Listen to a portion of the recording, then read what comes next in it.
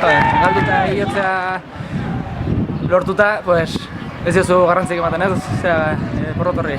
Bueno, baina ja, urte guzti neon gana, urte guzti hauetan neon gana lortu nahien, pues, gaur lortu dut nahiz eta galdu. Orduan, bueno, pixu bat kendu du gainetik eta zor genion pertsona handi bati eta urtzik gatik hau lortzea lortu dugu.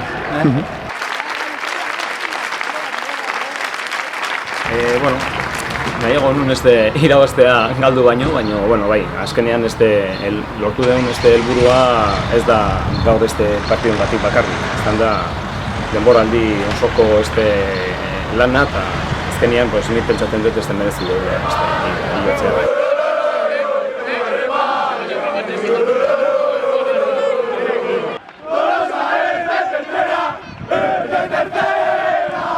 Sufrituta, partiduz partidu, irabazi, hortxe, ibili, azkenen momentu arte ez dut lortu. Eta bueno, hola beste batzuk sentsazio batzuk behatzea eta berdin pozik gara. Hoxe azkenengo partidua, modu honena futbola uzteko, igoera bat ospatuz eta hoxe ekipo 3. mailan utziz. Baina gaztek izango gue, behien dana, 3. mailan, baina disfrutatzatu gotzaile, behiei. Oso polita.